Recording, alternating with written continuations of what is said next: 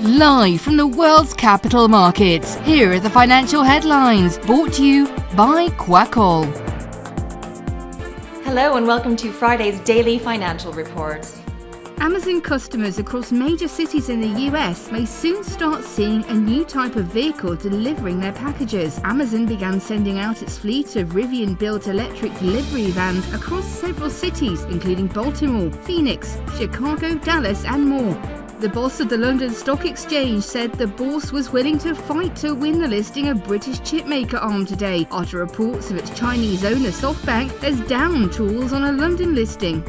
The euro jumped against the US dollar before paring gains in a choppy session on Thursday after the European Central Bank delivered a 50 basis point rate hike to tame inflation in its first rate increase since 2011. The dollar-yen pair fell 0.4% in the last session. The stochastic indicator is giving a negative signal.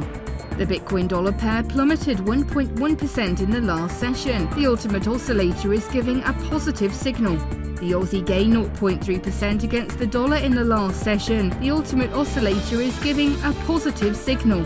The oil dollar pair plummeted 2.9% in the last session. The MACD is giving a positive signal. The US Baker Hughes US oil rig count will be released at 1700 GMT. Japan's Jibun Bank manufacturing PMI at 030 GMT. And Japan's Jibun Bank services PMI at 030 GMT. Japan's CFTC JPY NC net positions will be released at 1930 GMT. The UK's retail sales at 0600 GMT, and the UK CFTC GBP NC net positions at 1930 GMT. We hope that you've enjoyed Friday's market outlook. On behalf of all of us here, we wish you a productive trading day.